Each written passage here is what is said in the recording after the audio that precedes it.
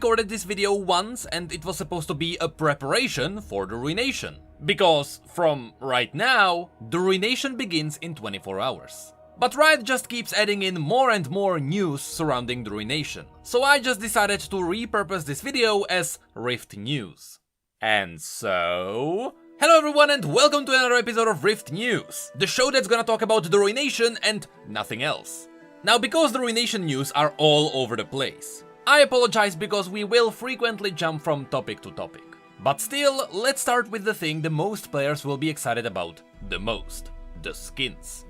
Even before yesterday, we already knew about all the new Sentinels and Ruined skins. But did you know that PBE already had the bio of those skins ready? And because all of these skins are canon representations of the champions, in other words, all of these skins actually happen in the lore. That means that we should have a look at those bios, even if it is a very shortened version of the overall story, because it is canon. So now, super quickly, let's go through all of them. First, there is Ruined Pantheon. The mist did not just subsume Atreus, but also resurrected the long-dead spirit of Pantheon, the old aspect of war himself. With Atreus' stubborn defiance silenced, Pantheon can resume control and revel in battle once again. It doesn't matter to him whose banner he fights under. If that banner is the Ruined King's, so be it. Now, this story sounds crazy, but it actually does make sense. The Black Mist has the ability to resurrect the dead. And in case you don't remember, when Atreus was possessed by the aspect of war, which means that the aspect of war himself was inside Atreus, he got stabbed by Aatrox so hard, the actual aspect died. But it died inside Atreus. The fact that the constellation of war blew up somewhere in space was just referencing the fact that the aspect is connected to the stars. But the aspect itself died on Runeterra. So when the Black Mist reached for Pantheon, it found the aspect dead inside his body, and using its resurrecting abilities, it resurrected the aspect. So even though all of this sounds crazy and far-fetched, within the rules of the Black Mist and the universe, it all makes sense. And thankfully we get more info on this from the Prestige skin. And yes, the Prestige skin is canon as well.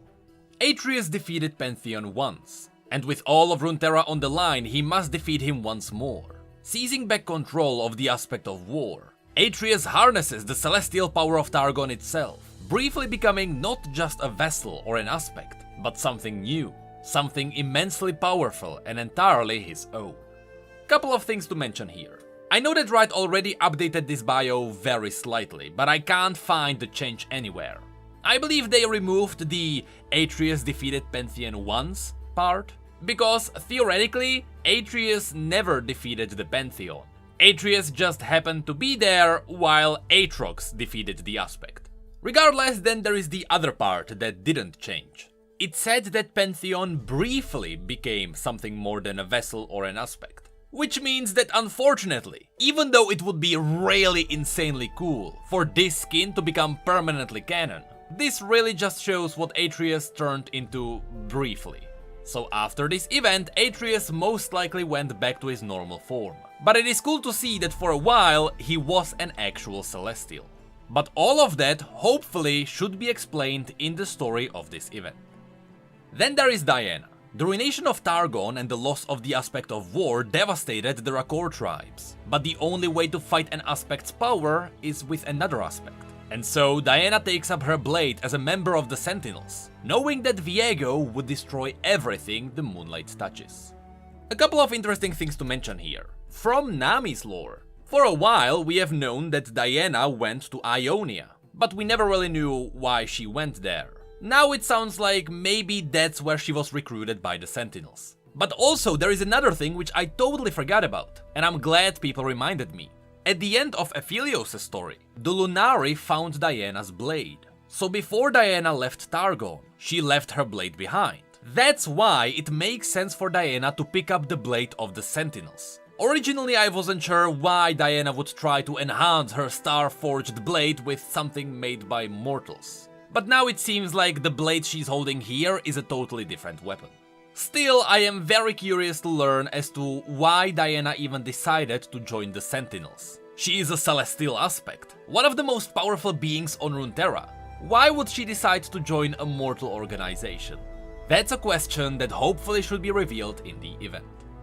Then there is Sentinel Irelia. After the fall of the Ionian Grand Temple, Irelia could not stand idly while her home was ravaged by the Black Mist.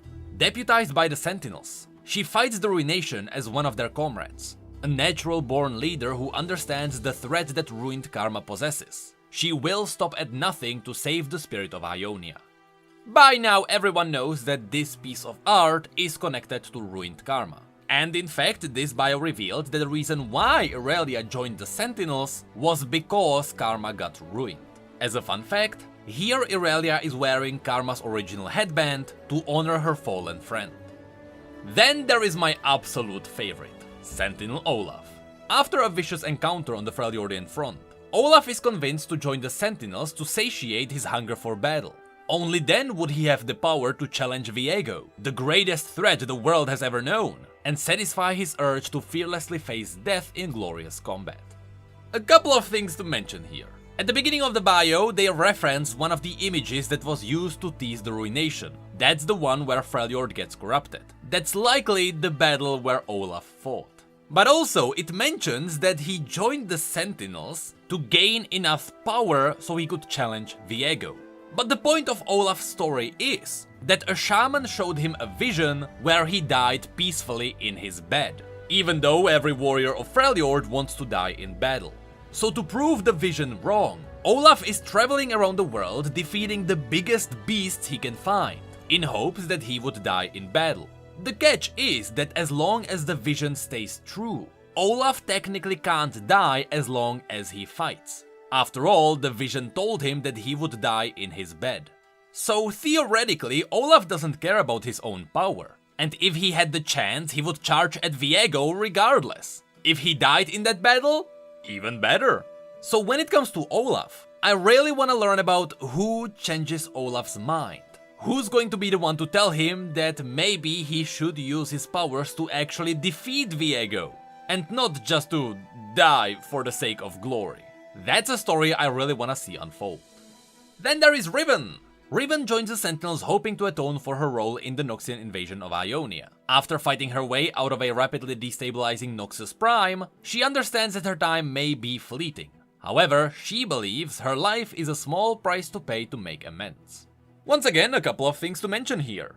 Riven already has a pretty good story. In the latest one, she was captured in Ionia and she was being dragged to Noxus. That means that she was fighting in the Noxian arenas once again. Then the Ruination came, and that gave her a chance to escape. Now here's the thing, the bio mentioned Noxus Prime, which could be one of two things. Noxus Prime could either be an internal name for the Noxian Empire after Borem Darkwill died and the Triferix was established. Or Noxus Prime could be the specific arena where Riven fought. Right now, we are not sure, but regardless, Riven escaped the arena. And lastly, there is Sentinel Vayne. Ever striving to become a better monster hunter, Vayne joins the Sentinels primarily to advance her own arsenal and learn from their battle with the Black Mist. It doesn't hurt that she's also defending Runeterra from evil, of course. If she must endure the friendship of a fool like Graves to do so, she will. The cause is worth it. For Vayne, this is the most natural evolution of her character. Before, she was fighting monsters. Now, she can fight even more monsters with more effective weapons with a purpose. Of course, Vayne is a legendary skin and so she even got her own voice lines. And I quickly want to mention that yes, she does mention Poppy there. She is aware of who Poppy is and she gave her a chance. So yes, the cinematic makes sense. And also, she mentioned Graves, another skin that was teased before. However, yesterday, Riot actually revealed the second wave of all the skins. And even though we don't have their story just yet, let's have a look at those. Let's start with the Sentinels. There is, as was teased before, Sentinel Graves. When it comes to Graves, I have no idea why he would be joining the Sentinels. In my mind, I am kinda hoping that Twisted Fate dies, and that's the reason why Graves joins the Sentinels, because besides that, I can't imagine the scenario. That's why I am excited to learn about Graves. Though there is one interesting detail in his skin. When Graves dies, In his death animation, he pulls out a blue card, and he uses it to teleport away. This essentially means that before Graves left to join the Sentinels, Twisted Fate gave him his own card to use it when he gets into trouble. It is such a cool reference to their friendship. Though I have to say, if Twisted Fate actually dies, this death animation will become even more heartbreaking.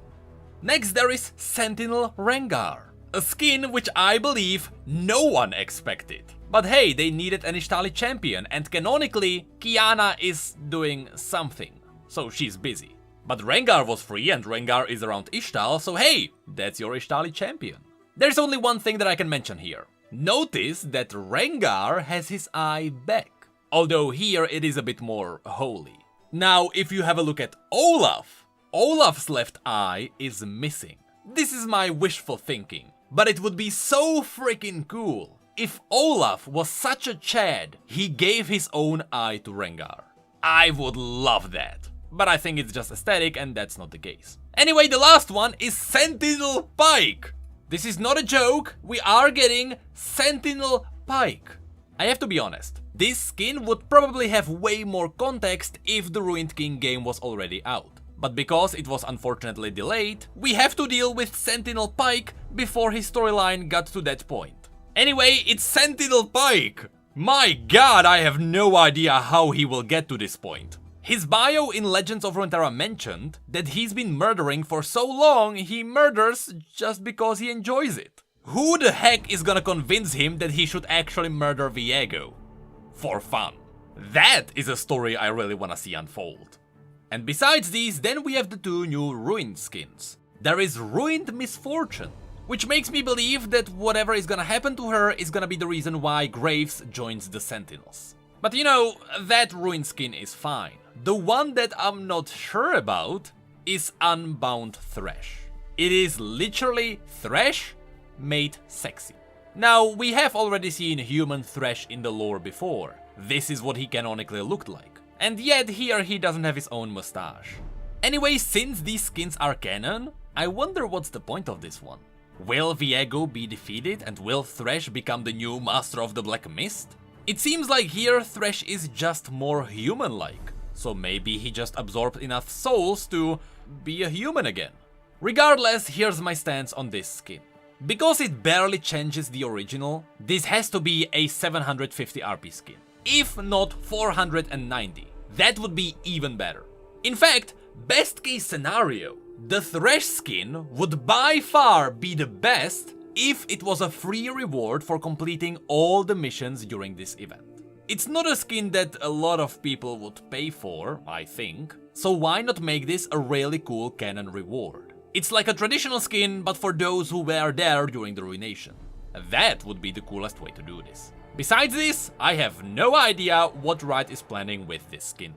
Anyway, that is it for all the new stuff in League of Legends. At least when it comes to the skins. So now let's quickly go through all the other news. And as I said, brace yourselves, the news will be all over the place. First of all, Olaf is such a Chad, his skin will actually donate to charity. At least that's what it looks like from PBE. Then we got the Akshan trailer. It's a trailer where Akshan just narrates the story so far. Spoiler alert, he didn't really go into any details. He just said that Viego's wife died, he tried to resurrect her, boom, there is Black Mist. That's really it. Although, in the trailer, if you pause in certain segments, you can actually see new bits of cinematics which we have not seen before. So this may be a teaser that there are new cinematics coming, just like what we have seen for Spirit Blossom. Curiously enough, in the trailer, Akshan also said that unlike Viego, he can bring people back to life. So it seems like Akshan will have some kind of a resurrecting power. And I wouldn't be surprised if Akshan was the key to bringing Isolde back to life. That could totally happen at the end of the story. Then Riot accidentally released Akshan's splash art on Riot's merch store. An hour later they took it down again, but for an hour you were able to purchase the splash art ahead of time. Then there are new promotional pieces of art. These are appearing all over Riot's social media. And here's the thing, all this art reveals something new. There is one with Thresh and Rengar, where you can see Pike's list. And you can see that Pike actually wrote Viego on it, just so he could murder him. But more importantly, there is the other promotional art, where we can actually see the new Yordle. That's her, the goth Yordle everyone's been waiting for. And I have to say, even from this tiny image, I love the design.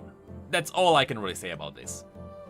She is there. And then we got news from Legends of Runeterra. At first, Riot started revealing different ruined cards, and we just thought, hey, it's cool that the expansion just released, and we are getting some ruined cards on top of that.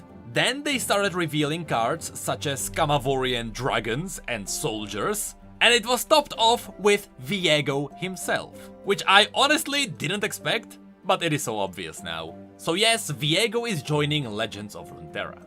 And in purely my opinion, his design here looks so freaking amazing. I know that his face changes in literally every piece of art we get, but his face here is by far the best. I love him here. But that's not the coolest thing about Viego. You see, in Legends of Runeterra, the flavor text for all the cards are the quotes of a historian who's writing down everything that happened. And by a pure coincidence, that character is called Nuno Necridos of Camavor. Who knows if we'll see the character again. Moving on, Lucian's spell effects were updated to match the Light Sentinels. That's really it. Then, in all the different teasers, Riot keeps teasing the new theme. At this point we know what the main melody of the Light Sentinels will be. We can hear it in these teasers, and we could hear it at the end of Gwen's trailer. But the version of this theme they used for Legends of Runeterra is a bit different. You see, whenever Riot released a Light Sentinel, they used electric drums for their theme. Lucian had electric drums. Senna had electric drums. And you know what I can hear here?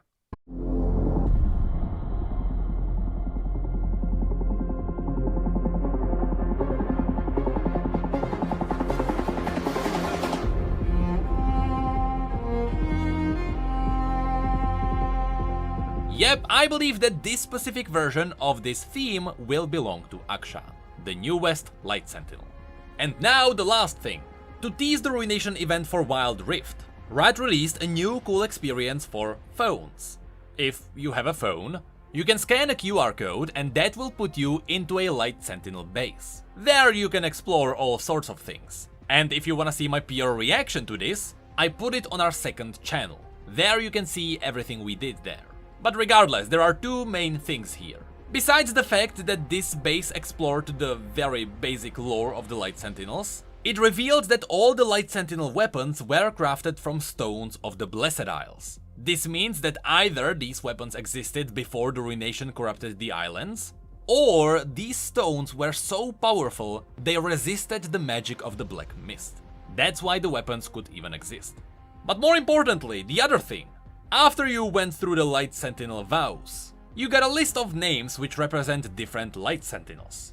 And here's the thing about these. They all seem to be dead, besides one person. There is Urias, which is Lucian's father, he's dead. Shadia, which is the person who was teased that died and her weapon went to Akshan, who is gonna be her successor, so she's dead.